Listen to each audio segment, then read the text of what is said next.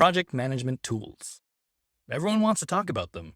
No one's quite happy with their current one, and the quest to find the perfect tool has ballooned into a global pilgrimage. But as much as having the right tool can increase efficiency and propel a team more quickly to their goals, a lot of the time and energy we spend talking about tools is often better spent understanding whether we have the right foundation of people, process, and clear expectations in the first place. If you're someone struggling with PM tool acquisition syndrome, keep listening. We're going to be breaking down the foundational components and the human elements that need to be addressed first in order to realize the benefits of project management software.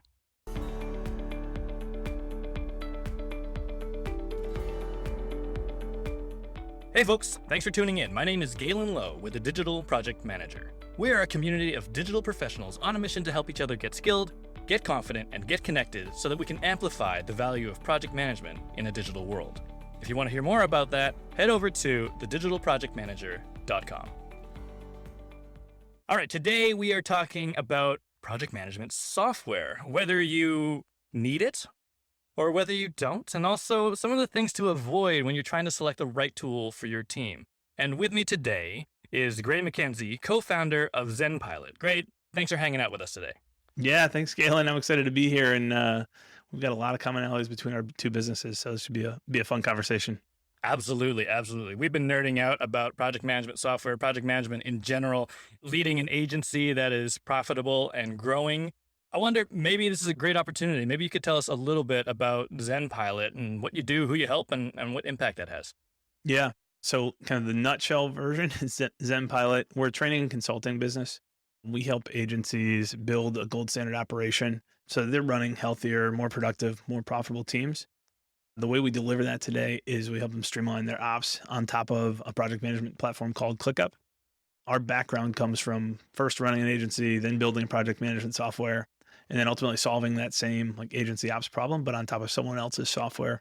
And that specific tool today is ClickUp. And are you strictly a ClickUp shop, or is it kind of whatever tool is going to be the best fit for the organization? Yeah, really good question. So I do not believe ClickUp's the right fit for everybody, but that is our client filter. We only work with people who are open to using ClickUp as the vehicle to get them to the end outcome. That decision, so when we transitioned from running our own project management software, a platform called Do Inbound, what we really wanted to keep was the ability to provide kind of high-level agency ops strategy and expertise, but in a super fast, tactical way. And so specializing on top of one platform was the easiest way to say, hey, we've got all this pre-built stuff, all this pre-built infrastructure we can plug in and customize on top of, but we can get you, because we're just focused on agencies, we can get you 50, 60% of the way there kind of on day one. And so made the decision for our own internal operations just to really simplify that and say, we'll only do it on top of ClickUp. So it's purely ClickUp. That's kind of the filter we have for who we get to work with and who's not a fit. I respect that. I mean, I think ClickUp is a great tool. And I also respect this kind of passing of the torch, right? You had your own proprietary management software, and you made that decision to say, you know what? ClickUp gets us there and they're growing a great product. Why not just use this? It aligns to the framework and your philosophies of how you help agencies grow and be sustainable and just be a lot of fun to run and to succeed. Yeah. I worked with a really good sales coach a couple of years ago who did not specialize on top of a specific tool, had an awesome framework, a lot of pre-built stuff kind of sitting in Google Drive, a lot of good assets, but we're running our internal CRM. We're on top of HubSpot. And I just remember so many times feeling like, this would be really nice if all this wasn't in Google Drive and we had to go translate it and we had to figure out what would happen. Like we would get there so much faster if we just knew, hey, here's exactly what we're going to do. We've already got templates built out. Like I already knew exactly what this should look like inside HubSpot. And that was a little bit validating to me because, I've got great friends who are agency owners, running 8-figure agencies on top of Monday or on top of Asana or on top of Teamwork. And all those platforms are great. And so there's some moments where it's like, oh man, I wish that we could just service them.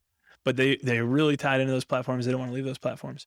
That's my encouragement to anybody. It's like, hey, if it's working well right now, if you're happy with your current PM, then why mess it up and why go change it?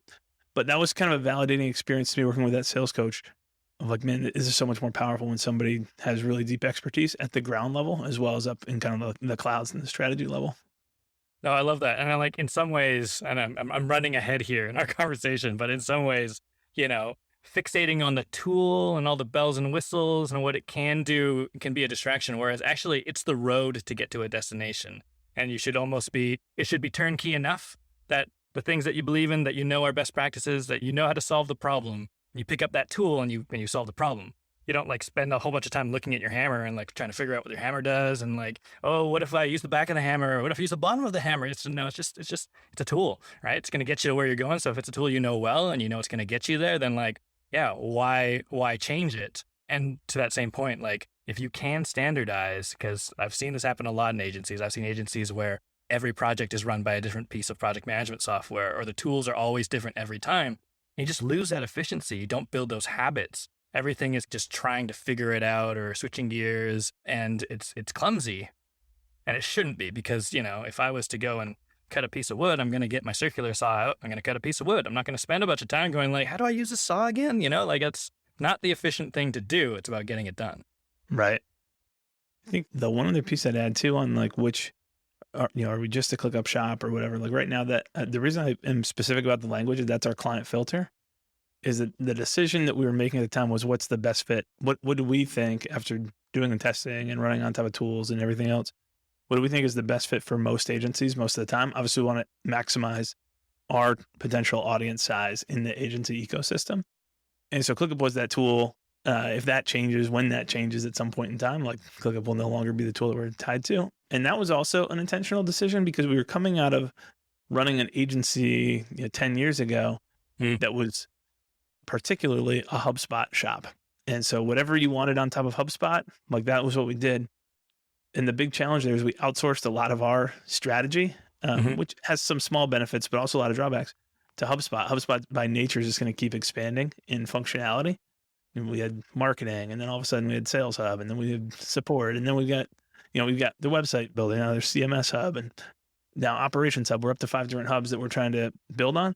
And that was not what we got into it for. So, and we've seen enough of those agencies where you just get spread really thin trying to support, because we're exclusively, we've kind of tied our flag and our hopes and our stakes to one specific platform, and we're the experts on that one specific platform. Although we are today ClickUp's largest implementation partner and have kind of the largest team and expertise set on top of ClickUp, the goal is never to be, we just know ClickUp better than anybody else, unless that's part of we're solving the fundamental agency problem better than anybody else. And ClickUp's just the vehicle to get there. I really like that. And it makes sense, like, to specialize. I think one of the things that the circles that I travel in, we're all in the digital world. And the thing about the digital world is that it's always changing. It changes really quickly. And it's hard to know everything deeply about everything, right? In fact, it's kind of like, it's futile in a way. You're not going to know every single thing about every single thing. And that's something we have to just kind of accept. So like, I respect that in a world where there's just so many tools. There's so many tools out there. There's so many options. The marketplace is saturated to the hilt. So the best idea is not to try and know everything about every tool out there. Actually, like if you can specialize deeply and it is that platform that can, get done what you need to get done, then like I think that's a great decision. Yeah, for sure. There's a lot of potential that comes from that. Yeah, 100%. Awesome. Let's get into it. We're talking about growing agencies, and you work with a lot of different types, I'm sure. And I'm sure you see a lot of different challenges, pitfalls. I'm just wondering, when we come back to like project management, what's one of those telltale signs that makes you know that they're going to need to replace their current project management tools? Yeah, I view it kind of as a holistic, like the bundle, the 3 pieces in any of this stuff is what's the tooling. That's the one that we all like to start with, because we're all marketers. We love the marketing that these tools do. Like we love the shiny new tool to solve problems. And it's not that it doesn't matter. It's just, it's not the only piece. So the tooling is important. The second piece is the process component. You guys obviously do a ton around process. Like how do we actually systematize what we're doing? Like it's not just a tool problem, but in the agency space, you think of all the, you create a ton of your efficiency and a ton of your margin by having repeatable processes for how we do things. And if those processes aren't integrated into whatever tool you're using, and you don't have some templates to deploy from, and you're really efficient in terms of how you plan and task out work and then manage and track that, and that's going to be a big challenge. So that process piece is really important. And then the third piece is the people side. Like, have you given your team, a crystal clear set of expectations and rules of engagement for how they're going to use whatever the tooling is and follow the processes? And then have you also given them the training? We call it expectation setting and enablement. But that enablement is the training on not just, due dates matter. And here's how we treat due dates. When a task gets to overdue, like, are we fine with that? Can we have as many overdues as we want? Or do you have to reschedule that since you can't go back and do stuff in the past? And when you do you have to leave a comment or not? They need to not just know what those rules are. They need to know, hey, how do I actually do that in the day-to-day and be efficient with that? I love that, because there are just so many tools. Every organization and agency especially, they're going to have a lot of tools in the ecosystem. And I like what you said about this kind of like shiny object thing. It's like, is the solution just going to be this other tool? Like, I can get a license right now. Let's try it, without actually going through those other two things, which is like actually having a culture of process, which doesn't mean rigidity in my books. It just means predictability, especially with agencies. Sometimes you're onboarding and offboarding like a bunch of different people onto a project that may not have been involved at the beginning, that may be new to the organization. They might be contractors, they might be vendors. And how are you setting the expectation that there is a process here to follow to give us that predictability? And then I love that training piece, because honestly, I think I've heard a lot of people really struggle with it. And I know a lot of people are kind of like, cool, we just have one half-day session with somebody from ClickUp and they're going to show us what the tool does. And then it's going to be, presto changeo. Everyone's going to know the tool. And I'm going to be able to say, well, weren't you at that training session? Whereas in reality, it's actually more about that governance. And just like, I know that there's all these words that we use around tools and process that like seem really like rigid, but just that, what you said, expectations, like what is expected if a task is overdue? What do you do? And that's just, in my books, that's like a ways of working kind of thing. Like, here's our little contract as a project team or as an agency that this is the way we work. And, please, set your slack if you're away. And also, if your task is coming due and it's not done yet, like, let somebody know. And here's what's going to happen. And it's not going to be necessarily a slap on the wrist. It's not like there's any shame in it. A lot of the agencies I know, they're just pedal to the metal, trying to, do as much as they can. It's good, exciting work. But the sort of resource planning and traffic management side of things, like, yeah, of course, some things are going to probably slip. But the important thing is that we know and we can react to it, rather than just somebody ignore it and just hope for the best and hope that the tool doesn't, call them out. But actually, it's not about that. It's about people. Right. Yeah. I mean, ultimately, it's an agency model is a service. It's basically big services are like a human capital or labor arbitrage business where we buy people's hours in bulk by paying them an annual salary. Mm-hmm. And then we're trying to resell that and efficiently deliver on projects where we're then making a healthy profit to justify running a business. And so if you don't have those systems to kind of measure how you're doing along those lines, it's a huge challenge. So many, you'd asked kind of the original question about how does an agency know when it's time to switch tools? Mm-hmm. And typically when we're hearing from people, it is, my team doesn't like this. We don't like there's things that we don't like. And it's not that I don't have any respect for how the experience on day-to-day users, but how do you know? Have you given them any of the right frameworks to know? Like, most of what they really want and what people would really like is clarity on what the heck am I supposed to do and how am I supposed to do it? And that's where you need all three of those pieces. I'd say the more sophisticated use cases, you get agencies who actually do have a solid framework in place and they're missing things like, hey, I can't see, like I'm trying to do workload allocation or resource planning. And that's a big challenge in our current tool set. So there are legitimate cases where it's like, hey, the tool that you have, you're absolutely right. The tool is just not the tool for it. But 90% of the time we don't have a high level structure for what's our client journey? How do each of the pieces of that client journey get delivered? Do we have that built out? Do we have a team trained on how they're going to execute on that? And then do we have a consistent accountability rhythm in place where someone's actually looking on a daily basis and on a weekly basis and monthly and quarterly? And what is that? A lot of people will say, we've got checkpoints or we've got some accountability in the process. And when you ask about what that process looks like, okay, so what are you measuring on a daily basis? And then what do you look at on a weekly basis or monthly or quarterly? It might be high level project profitability without knowing if the individual inputs are actually right.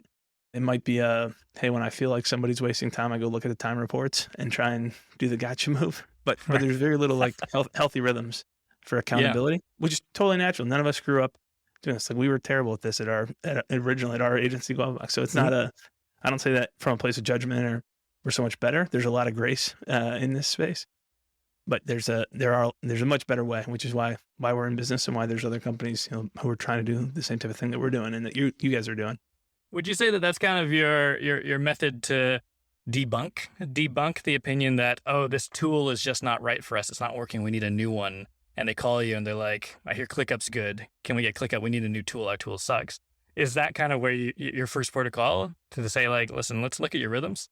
Yeah, I do think so. I think out of like, because we are solely servicing on top of ClickUp, it surprises a ton of people that I'm one of the first people to say, wait a second, like maybe you're fine on Monday. Maybe it's not a Monday versus ClickUp problem. It'd be easy to kind of get lazy and just sell off of, yeah, absolutely, ClickUp will solve all those problems. But that's just setting ourselves up for failure and clients up for failure if that was the end of the pitch. So 100%, like, hey, how are you? The first thing we need to do is just understand, like, let's benchmark what you guys are doing right now. And then understand what the gap is between where you are today. What does gold standard agency operations look like for your specific type of agency? And then what's the path to getting there? And it's going to be a combination of those three things: the tooling and the process and the people. I love that. Do you have any stories about people who arrived at that clarity and were like, actually, yeah, we can just keep using Google Sheets. So we just needed clarity. Less so with Google Sheets. There's certainly teams on other tools that we've said. We had an agency, a 40-person web agency out of Baltimore, and went through our first stage of an engagement, which we call the blueprint. It's basically hey, we're going to benchmark, understand where you are now, and we're going to create the playbook for you of what this needs to look like. And at the end of that playbook, it's not that ClickUp or making that migration would not be beneficial to them. There's some pieces that they would really benefit from there around how they interact with clients and some of the flexibility and integrations with other tools. But it was not the right time to do that. Like, they had a good amount of people work to do first. And so that's pretty common, is that, hey, there's some other stuff that we need to go do. The tooling is going to be a piece of this, but it's not necessarily the first piece that we're doing. I think that's really cool. I love that notion. I think I got called out actually on a different podcast for like, well, do people actually need project management software? Like, what's wrong with just using whatever, a to-do list, like a Word document? And I was like, actually, you kind of got me there. Like, if you can get it done, I'm sure there's a scale point where that'll stop working. Right. But if it's a small team with smallish projects and it's working, then like, yeah, absolutely. Why would you change it? Well, I get it. And I think that's coming back to what you said about the shiny object syndrome that happens with this kind of like, and I see it as well, this kind of rampant tool acquisition syndrome, where you're just kind of like, there's a tool out there and it's shiny and it's cool. Like, how can we just jam this into our ecosystem? And I see folks do that a lot. And I was thinking, I'm like, in some ways, I'm not a ClickUp expert, but like, I like the sort of tagline I had seen was more about, one tool to rule them all, which is an interesting angle at it in the marketplace, but it's not actually what they mean, not literally, not like don't use any other tools. In fact, actually, it's a great platform to integrate other tools. But I'm just curious, I mean, knowing that, like, honestly, we did an article a while back and it was like, well, how many tools do you touch every day as a project manager? And I think the average was like 12. And I know that for other crafts and other folks in different roles and agencies, it's probably going to be more. And there are a lot of things that need to like plug in together. But like, how do you help agencies in particular?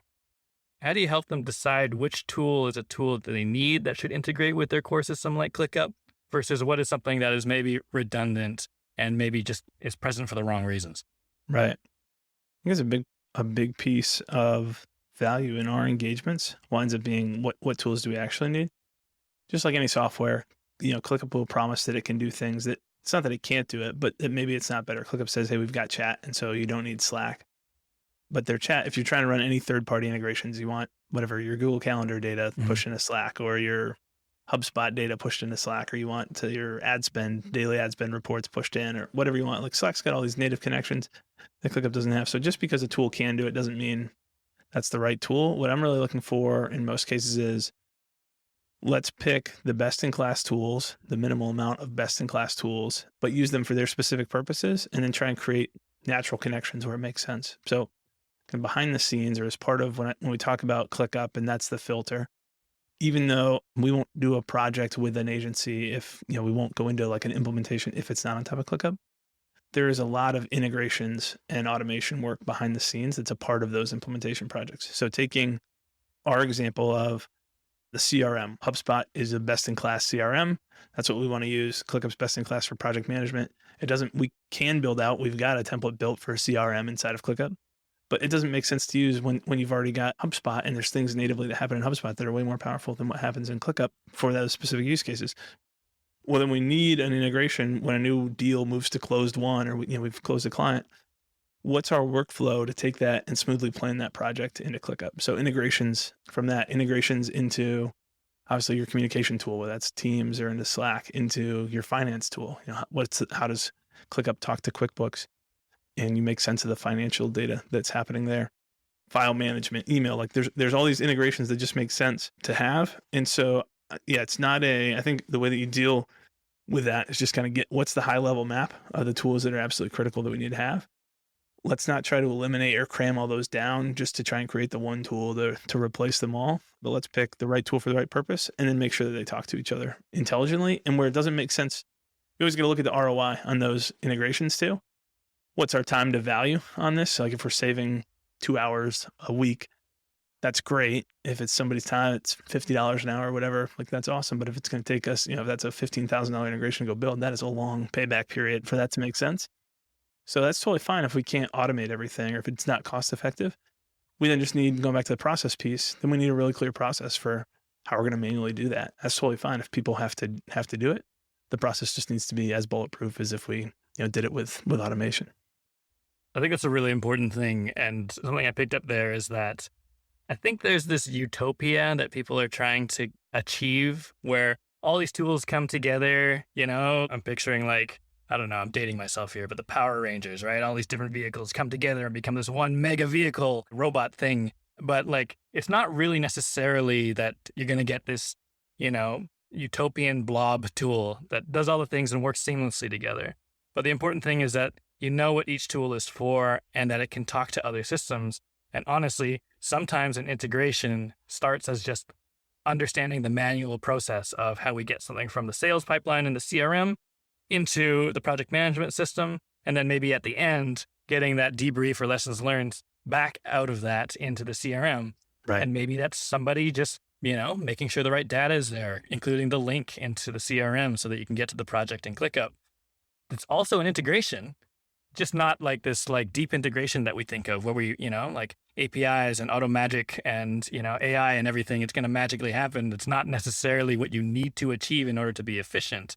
Right. Sure, it might be efficient, but to your point, it might cost you an arm and a leg and your payback period might be like immense.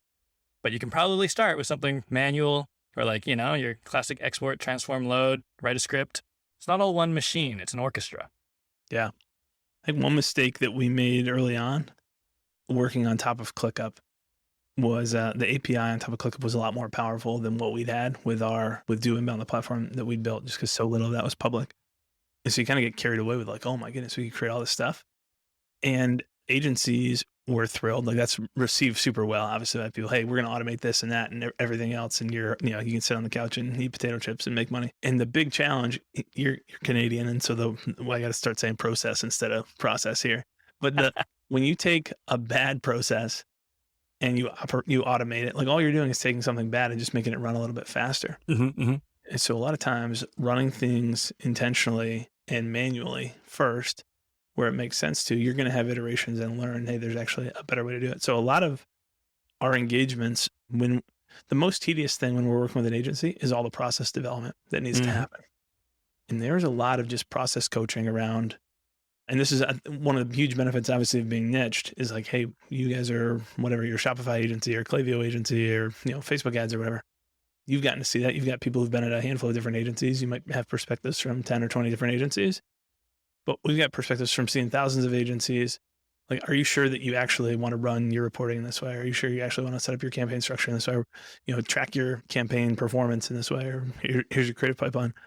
A lot of it is we just need to go fundamentally fix those processes first. And then we can come back and start thinking about automating it. And the stuff that you're already good at, you already know exactly how you want it to work. Absolutely. Let's take that and automate it. We've got variables that are not going to be constantly changing. But I think that's a common mistake. And that's a mistake that we definitely made early on, where it was like kind of get carried away and so excited with automation before saying, hey, let's run this and let's make sure this is the right process first and then go automate off of that. It's just, and no pun intended, but it's just clicking with me what you said about it being a filter. So in other words, clients are coming to you, agencies are coming to you, and they're like, listen, we are interested in transitioning to ClickUp for our operations. And you're like, okay, cool, you made it through the filter. But then some of your engagements actually might just be, you know what, you don't need ClickUp, but let us help you with these processes because we've seen it. We've seen these challenges and we've solved them for hundreds, if not thousands of other organizations that look like you. And that's the value of that sort of engagement. But the filter is that you're willing to take a leap. If you're willing to take a leap, then leap in, and I'll show you that you might not need to take as big of a leap as you thought. Sure. Yeah. I say that, but like you said, the process design part is the tedious part, arguably is the bigger leap. Right. Yeah, for sure. There's anytime, and I love the quote from there's a couple of different people who this quote has been attributed to, but if you can't describe what you were doing as a process, you don't know what you were doing, is a kind of classic process, like systems thinker quote. And I think for a lot of agencies, it's easy to think, especially agency owners, it's easy for us to think like, oh yeah, we have a process for doing that. What that translates out to when you actually say that's awesome, like show it to me, is no, I have a process for doing it because I know it. I've done it for years. None of my team actually knows. And if you actually had to look at how we do it, there are 8 different processes for how we get to that point. So just getting stuff down on paper as a starting point. And then there can be a lot of improvement. And honestly, I feel like half the time it's just the answer's obvious to everybody. As soon as we write it down, it's like, oh yeah, that's really dumb. I don't know why we do that. Or hey, this actually does make a lot of sense. It might not make sense to you guys at ZenPilot, but we have a legitimate reason for our weird accounting system that we need to do this or whatever else. And then, there's another subset of the time where it gets on paper and you just don't realize, just like I had this experience working with a sales coach. You just don't realize some of the stuff. Hey, this process made sense to me on paper. But actually, there's a way better way to do it from someone else who's seen it a lot of times. I like that a lot. And I think a lot of us, myself included, I'm like, all these light bulbs are going off for me right now. But I think we're guilty of thinking about documenting process as like, the official record of like how things are done. This is it. We're carving it onto a tablet. Whereas actually, the point is to write it down so you can have a conversation about whether or not it needs to change. And I think a lot of people make that mistake. They're like, okay, well, I'll get around to it. Like once everything's perfect, then we'll write it down, which is actually probably the wrong idea, because if you haven't written it down and it's in your head and you're not, able to have an effective conversation about it, or you can't explain it to somebody else in a way that they can kind of go and think critically about it and say, well, what if we did this? What if this step happened here? Then it's just going to stay exactly as it is in your brain. And if it's wrong in your brain, then it's going to stay wrong. Right. Yeah, very much so. Getting it down is really the start of the iteration cycle. It's not the end of the iteration cycle. I think, dude, there's that feels overwhelming. I said the word tedious earlier. Like that is, it is some hard work, but it's not crazy time consuming. It's time consuming. It's not as crazy or as insurmountable, I think, as people think. You start looking at, man, I'm running an agency here. Like we might have 100, we might have 200 different unique processes that we go through. That would just take forever to do. And the reality is, an average project for us is about 10 weeks right now. Once we get into implementation, and that's both, that's implementing new tooling, that's training a team, that's building the processes. That's a big investment. That's a quarter worth of time. Obviously, they're running an agency at the same time, but there's still a lot of work that goes in outside of it.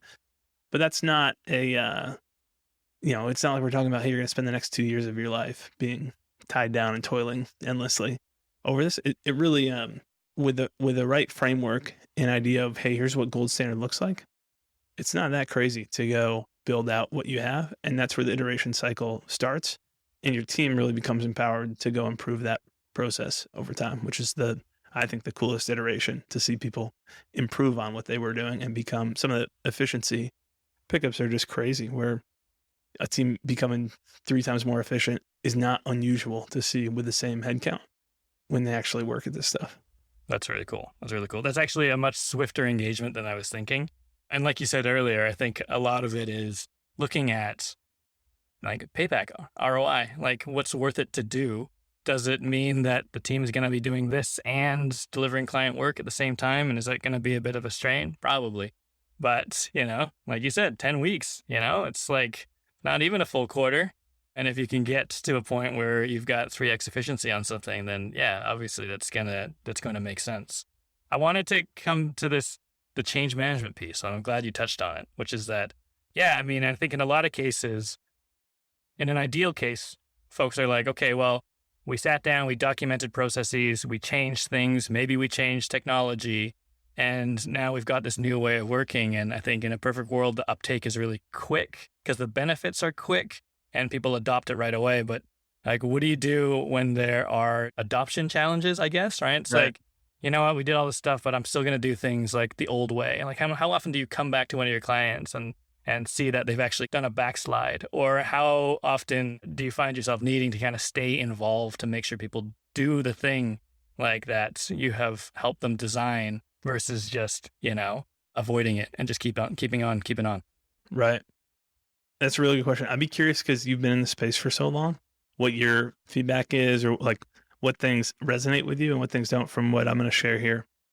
I think this is one of the things that I think we do way different than most project management implementation shops that are out there, where it's largely about getting the tooling in place. And often it's, you show me your workflow and I'll show you how to put that in ClickUp, that's not our approach. We're much more opinionated than that. So I think there's kind of three main pieces to it. There's the clear expectation setting and the training is the first piece. Then the second piece, I think, is the carrot, and the third piece is the stick. So the expectation setting is like, here's the rules that we have. Whatever our PM tool is, let's call it ClickUp for the sake of this. Rule number one is if it's not in ClickUp, it didn't happen. Like if you want to get credit for something, you can't tell me about it in Slack. You can't tell me about it wherever else if there's not a record of that in ClickUp, because that's just the reality. Is we're trying to build a single source of truth here. Stuff's got to go there. Your whole set of expectations, that's just one example of them. If we track time, like, do we actually track time or do we not? How do we handle due dates? How do we handle leaving a trail when you move something? How do we handle reassigning work? Like all the variables that should be codified, and there's some clear training for the team on what that actually looks like inside the tool. So it's not just you have to track time, but specifically, here's how we track time. Here's the increments that are okay or not okay. Here's the types of, if you're entering in your time and you don't have a client assigned to that or a service line assigned to that, like that's not okay. That doesn't count. The carrot piece of all of this is helping people realize the vision. In your day-to-day now, when you show up to work, you've got a task list and you can clearly see what's on my plate for today. How am I supposed to do that with the processes embedded right into our project management platform? And your time estimates right there. Like, you've already got a sense of what your workload for the day is going to look like. How nice is that going to be for us to be able to see that? And you partaking in the system and creating that feedback loop for us means we can do a better job of staffing and supporting you and giving you clarity where you don't have clarity. So that's the care piece. And aside from that, you'll be able to see the same thing for your coworkers. You won't have to go talk to 3 designers to find who's got bandwidth. You can click into this workload view and you can see who may have bandwidth to help you out today and who doesn't. And then the less fun part of it, the stick side of it, the piece that any of us who are project managers are probably super excited to hear, and anybody who's not a project manager is dreading, is that accountability and improvement piece. Every single day. And at a team, let's just call it like a 20-person team. We're talking about 10 or 15 minutes a day. This is not a big commitment from somebody on the team who's the internal champion. Can't be the agency owner because they're just going to forget about it after doing it 3 times and get distracted by the next shiny thing, because that's the way owners are wired, which is totally fine. There's strengths to that. That's one of the weaknesses. Got to be somebody else. They're going in and they're looking through, whatever our rules are. Hey, we don't do overdue tasks. We reschedule. We put a note to whoever's impacted by it, and we reprioritize. Then they're looking at what are overdue tasks. The next morning they're logging in and they're looking at what's overdue from yesterday. We track time. Like, where are their tasks completed where there's no time tracked? We make sure every task has an assignee and a due date and an estimated amount of time, because that's what triggers our workload view in any platform that we're using. Okay, well, let's go look at the things that violate that. And so we've done the training ahead of launch. We've sold people on the vision of it. Then we've launched, and you have to, this typically takes in our engagements, like there's usually this point, a little trough of sorrow for a week or two. Everyone's trying to learn something new. It's like, Valley of despair. Yeah. yeah, this sucks. I want to go back to the old tool. This is way easier in Basecamp. And a week in, you've got, 50% of people are like, okay, this isn't actually that bad. Like, I'm starting to get used to it. If you're holding people accountable and then coaching them where they're not sure, they're like, hey, I don't actually know how to leave a comment or mention somebody. It's like, well, here's this thing called an @ sign. It's been around for 10 years. Like, you can figure it out. But then you hit a point where the vocal people start to take over. And then 2 to 3 weeks in, it's, like, this is better. And everyone's having a better experience than it was before. So that's totally normal to live through. But there still has to be that accountability on a weekly basis. So you're creating basically a trends report. There's a couple extra things that we're looking at, but a trends report, and that's going to agency leadership. And the people who are not listening to you as the internal champion, like someone higher up is addressing that and proving that, hey, we've got buy-in across the org, and this is the way that we're going to do things now as a business. And if you can't get in line with that, it's totally fine. There's other places you can go work and be the maverick that you want to be. That's absolutely out there. That's just not the business that we're running. And then on monthly, so those are really kind of the daily and weekly habits or pieces of the stick are really around the inputs and activity. And what you're looking at on a monthly and quarterly basis is more around what are the outputs of this. So monthly basis, we might be looking back at project accountability or project profitability and where are we making money, which clients do we want to clone and which clients do we want to fire or upcharge. And, longer framework, we're probably looking at service line profitability. Like, are we consistently making money on web and we can hardly make any money on organic social, which would be normal for agencies. That's one of the hardest service lines to be profitable at is organic social. And then how do we make plans and roll out the next iteration? Now, here's the thing that we're constantly going over on. Is it purely a function of we have to go charge more for it or we should cut it? Or is it a function of we have a bad process and we need to go improve that, or we have the wrong people doing it and we need to go improve that? And so you're making those decisions strategically based on data on kind of that monthly and quarterly basis. So I think all three of those are important. The really clear expectations, setting the vision for them, holding people accountable to it, having a plan to improve it. If you're changing anything up, you're resetting expectations, retraining, painting the vision for it, and holding them accountable again. I love that. I think one of the things that I see is the biggest pitfalls. I see organizations only do the stick, right? Where it's like, I'm just going to punish people who aren't following the rules. Right. They probably only did the training part. But the other thing I love about what you said is like the stick, part of the stick is not just, like this sort of policing, waving or wielding a baton, but it's also helping people understand, because I've seen that a lot where people are like, okay, we did training and I'm supposed to know this thing and I know I can at people, but I need someone to come in and be like, listen, change is hard, even if this concept is simple. I don't know, I'm not saying that out loud, but they're like, I know I need to help coach you to build that behavior so that you don't backslide, because that'd be a silly reason for someone to go back to, the old tool, whether it's, Basecamp or something else. They'd be like, no. No one ever responds to my comments, so I'm just going to like go back into my cave. Is like, that is the biggest, torpedo for adoption. And it's pretty easily solved by just having the other thing you said, which is champions. So your champions at various different levels will reinforce that carrot, will be the stick, but also not just the stick that hits people, but also the stick that helps people out of a river to help them use the tool better. And then the other thing I love is that like, I see a lot of organizations where even at the leadership level, right? They're like, you guys need new tools? Fine. Okay. You there, help these people get new tools. And they're like, I'm over here. That's not my problem. You just get work done and like figure it out. It's not me. And they, don't become the champion of it. They're like, I don't know, go talk to, process improvement lead over here. It doesn't really matter to me. Versus actually, this is so important to our strategy to actually like the reason why and the mechanism for knowing that it's working is actually much bigger than our task getting delivered on time. It's, are we profitable in these service lines? It's, should we change our strategy and things that will matter to a leader? There's a carrot there too, to build champions at the very senior level so that it is their problem, so that it is something they care about, and then like let that trickle down. Because I think that there's the bottom up, there's the people who are like, no one really made me feel comfortable about this change, and therefore I'm going to act out. And there's the top down, which is like, I don't really care about your tools. Like that's beyond, it's like way beneath my pay grade, and I don't want to get my hands dirty with that. Those are the big things that I see like have the big causes for why these things fall apart. But I think there's one other thing that I think is implicit in what you said, is that it sounds to me like your process is quite inclusive and grassroots. Like, I don't think you're going in, and I've seen consultancies do this, like here's our blueprint. Like you call it a blueprint, but I think you're making that blueprint with your client, not like, This is the way it's done. Do these things by. And I've seen a lot of groups do that, just like shove things down people's throats and not include them or listen to them or understand the process along the way. But it sounds to me like you said something earlier. You said sometimes your client will explain to you why, yes, this process is weird, it's wonky, but it works for us because of this reason. And to have the wherewithal to say, okay, cool, let's work that into the blueprint that we're making together. We're listening to everybody. We're listening to the needs. And I think that just goes such a long way in terms of like change management and adoption that it seems like a simple thing to do. It's probably natural for you, but I see people fail to do that a lot. Okay, we brought in a third-party consultant. They're going to be working over here. You keep working on client work, and then 10 weeks from now, everything's going to flip over and you're going to use a different tool and it's going to be great. And everyone's like, don't know. Right.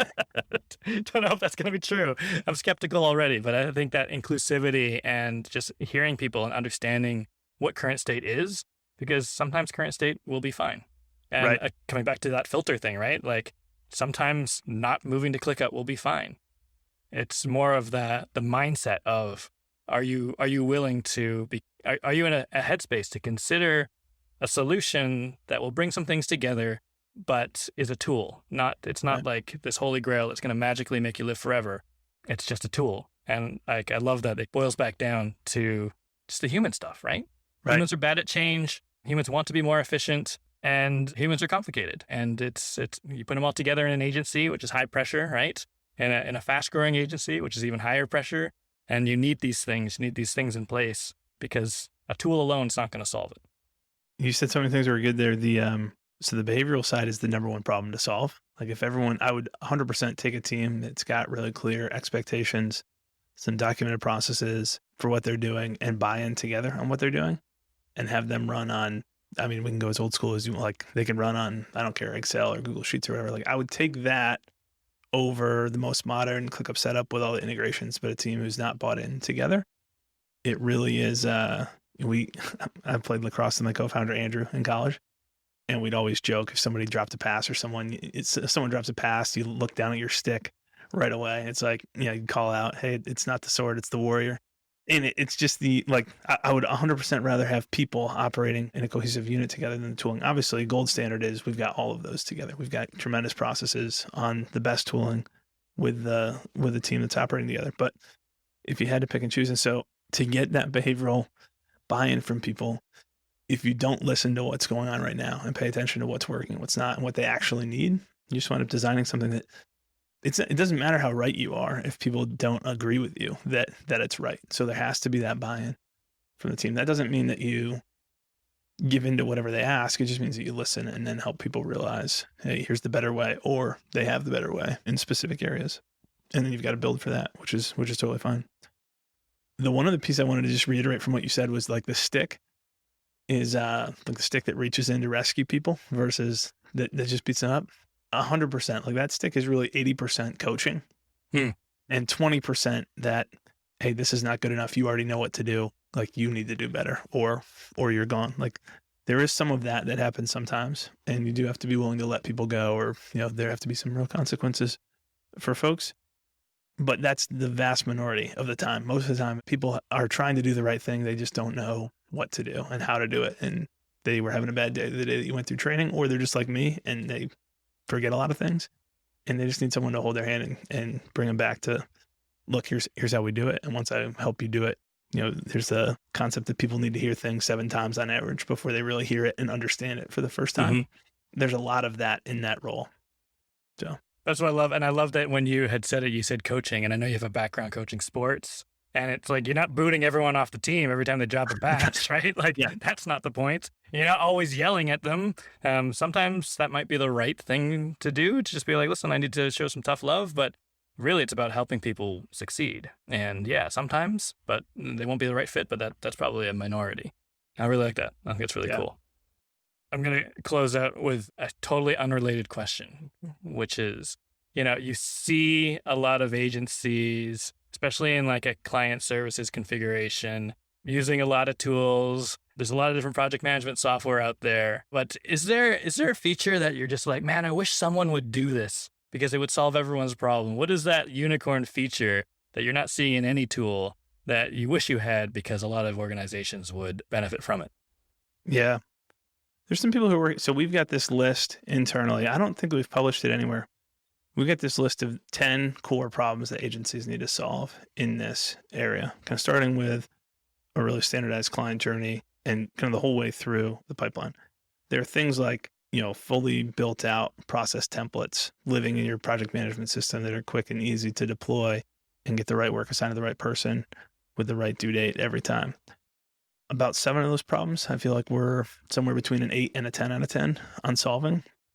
But there's some problems that we're not. And one of those problems that we're not, that feels like right now is like a 3 out of 10 for how there's just a lot of manual work to get there, is forecasting pipeline and understanding what that looks like. Where would we, like forecasting hiring needs? We've got a model for doing this in ClickUp right now, but it takes a good amount of manual work. Every deal that moves into like the contract sent stage or whatever specific stage in your CRM, you want to go take through, you probably have 10, 15 minutes of just going and trying to, if you really want like the most accurate workload forecasting, that's a good amount of manual work to try to get back. Okay, if we sold 60% of these deals, we would be in real trouble from a design side 8 weeks from now. And so we need to start recruiting for that role right now. There are platforms out there like Parallax. I don't know if you've come across them at all. They are trying to be the tie-in between your HubSpot and whatever else. It does a really nice job on the forecasting front.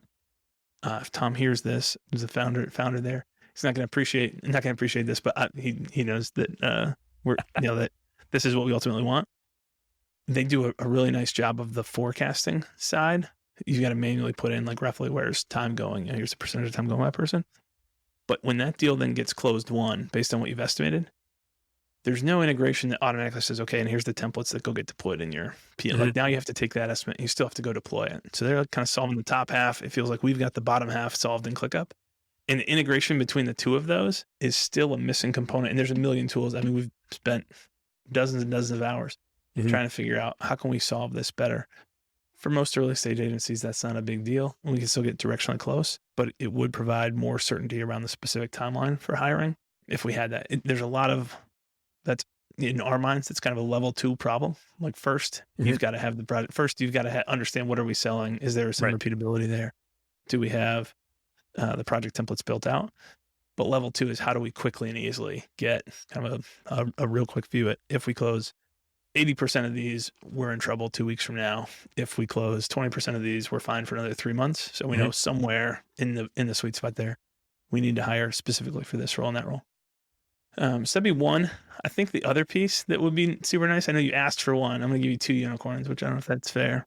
We spend time going back and looking at when Gray records a podcast interview to get the same outcomes as Galen. Gray babbles on and it takes him 90 minutes and Galen does it in 45 minutes.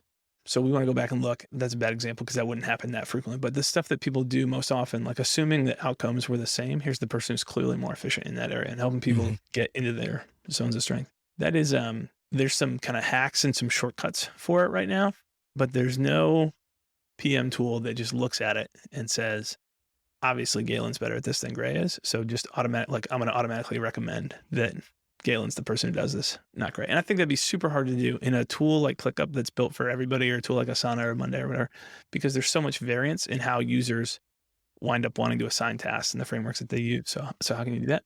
But that feature gets asked for a lot and that was one of the directions we were trying to take our software way back in the day. But it required a very rigid structure to start setting the groundwork for that. So I would still love to see that come to market at some point in time, even if that's a plugin that you can layer on top of whatever your project management tool is. It's a totally standalone tool and just comes in and analyzes who does what, where does the time go, and then how can we normalize that and make suggestions for you about how you resource plan. I love that. I understand you with the granularity problem, right? It's just like tasks are assigned in a different way. But I was having a conversation actually on this podcast with Allison Caffrey. We were talking about data and just this notion of like, it starts a conversation. Like you can't, refute the fact that yes, this person, whatever they're doing is, they're coming in, under budget whenever they do a web project. It's like, let's have a conversation about that. It's not calling anybody out. Nobody's like automatically off the team because of it. But it's like, how can we take advantage of this? Like, what is being done right? Like, this is something to be celebrated, not something to like pit people against one another. And you have to again, it's that human component of caging the conversation correctly. So I love that. I know there's big demand for that. And also because I was a project manager, account manager, business development guy, the pipeline thing, 100%. I remember we would get to the point where it was like, if the probability got above 60%, then we'd just resource the project as if it was going to happen. And we'd look at that, but we didn't have any sophistication in it. It was just it was a spreadsheet and we try to overlay it with our actual resourcing. But I would love for, wherever AI is at right now, that'd be a great use to just run some simulations and say, well, listen, your close rate is this. And, we know that a lot of the time these projects that involve these teams might go over. So, don't not hire somebody, actually probably hire somebody, because what we're saying is that, with the probability of these things happening, with no one having a crystal ball, at least plan so that you aren't, up the creek. Right. So and I think that's what a lot of agencies are looking for is how can we scale? And maybe that means scaling the sales team, but where do we stop scaling the sales team and tell them to stop selling because we actually need to scale the delivery side of things? Right. But then what if the pipeline dries up and then we hired all these people and there's that's the operational complication of like the agency model as you described it, right? It's arbitrage. It's this like hours for service. You know, you need people to do the work, and there's a lot of variables at play about whether things will happen or not, or whether they'll go to plan or not. Right. So I think that's massive. That's huge. Balancing that risk, or in theory, the team that was 100% utilized, you've 100% maximized your reward capability by having them fully out there. But your risk profile is absolutely through the roof, because as soon as someone feels burnt out, you tip over that 100%. Yep. It's even lower, and you're really in trouble. Then you're really up the creek. So it's finding that sweet spot and knowing how to balance we want a highly utilized team. I love that. So software developers who are listening, there you have it. That's the next $1 million idea. It's right there. We just gave it to you. And then call us because we need it. Awesome. Great. This has been really insightful. I really enjoyed our chat, and I'm sure that folks listening have enjoyed it as well. If people want to learn more about ZenPilot, where should they go? Yeah, I'd suggest 2 different things here. One would be just the website, ZenPilot.com. You can find, if you search like ClickUp for agencies, if you're curious about how kind of at the granular level of ClickUp it works, you'll find a lot of our content. You can check out our podcast, Agency Journey there, any of the resources that we've got for agency owners as well. But the other piece that I point people towards is if they just want to benchmark kind of how they're doing right now, we are just about to cross 2,700 agency clients. Wow. And we do, as part of this blueprint process, there's this whole kind of agency ops assessment that happens, which for the longest time was just a Word doc. So it was a massive problem or massive project taking data out of this or Google Docs doc and pushing it into a centralized database. But there was a lot of stuff that we should have just had structured better coming out of that. And now we tweak that. So we've got this 19-question agency operations and project management health benchmark. If you go to zenpilot.com/PM-benchmark, you can take that. It's 19 questions. They're all answered on like a scale of, strongly disagree to strongly agree, kind of your typical. And actually, I'd be curious to get your input on this. We thought about making it 6 so that people can't just chicken out and say 3. You either have to lean towards one end of the spectrum or the other. But what's cool is at the end of that, you can put in your email or you can not put in your email. There's everyone who's listening, I'm sure is very familiar with the marketing space. And so this is an ungated tool. If you want more info on it, like put in your email. If you want to stay anonymous and don't have me judge you. Just kidding. I probably won't see it anyways, but you can do that too. But it benchmarks you, basically scores you on that frame, and then gives you a score and a percentile. And then you can see the benchmark results at the end of it. Hey, how does the average agency score on this question versus that question? So it's got kind of a 360 view of what does strong agency project management specifically look like. I love it. I did it. It took me less than 5 minutes. I'm jealous of it. I'll include the link in the show notes below so people can check it out. But I think it's such a great starting point for project managers and for any organization that has a project management team or is considering growing one. It's a great way to just kind of understand where you're at. So I think it's a worthwhile piece to check out. It's awesome. Well, this has been super fun, Galen. I appreciate you giving me the opportunity to come on and share. It's been a blast to chat, and anytime that I can help out or help folks from the audience, happy to have those conversations. Awesome. And likewise, thank you for coming on the show and sharing what you know. Absolutely. So what do you think? Is project management software a necessary evil when scaling? Or is it the secret weapon that unlocks your agency's full potential? Tell us a story. Have you ever been part of an organization that picked a project management tool that didn't work for them? What was the impact? Leave your thoughts in the comments below. And if you want to hone your skills as a strategic project leader, come and join our collective. Head over to thedigitalprojectmanager.com/membership to get access to a supportive community that shares knowledge, solves complex challenges, and shapes the future of our craft together. From robust templates and monthly training sessions that save you time and energy, to the peer support offered through our discussion forum, community events, and mastermind groups, being a member of our community means having over 1,000 people in your corner as you navigate your career in digital project delivery. And if you like what you heard today, please subscribe and stay in touch on thedigitalprojectmanager.com. Until next time, thanks for listening.